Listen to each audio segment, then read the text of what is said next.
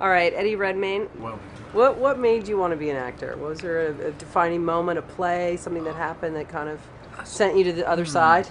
I suppose actually weirdly, when I was about 18, 19, I did a production of Cabaret at the Edinburgh Festival, and which is this festival they have in Yeah, Scotland, and sure. it's students and then semi-professionals, and it was in this very grotty, grimy venue, and I loved it. And I basically didn't see daylight for a few weeks, but I got the bug, and so that's probably where I sort of thought I'd give it a shot.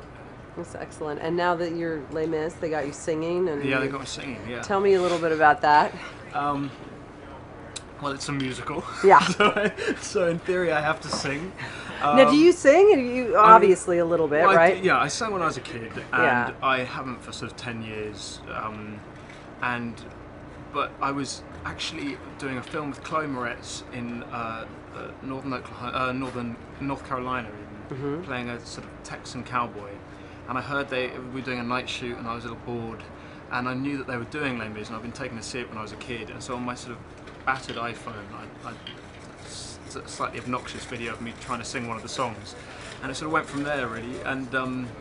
And the great thing about working in film, getting to do what I do, is that if you don't ride a horse but you have to in a film, then you get the greatest horse trainer in the world Right. to teach you. And in the same way, I had an amazing guy called Mark Mayland, great singing teacher, who I worked with for sort of 3-4 months. And I think the point was that quite often in musicals on film, you make an album and then you basically make an extended music video in which you mime to the stuff.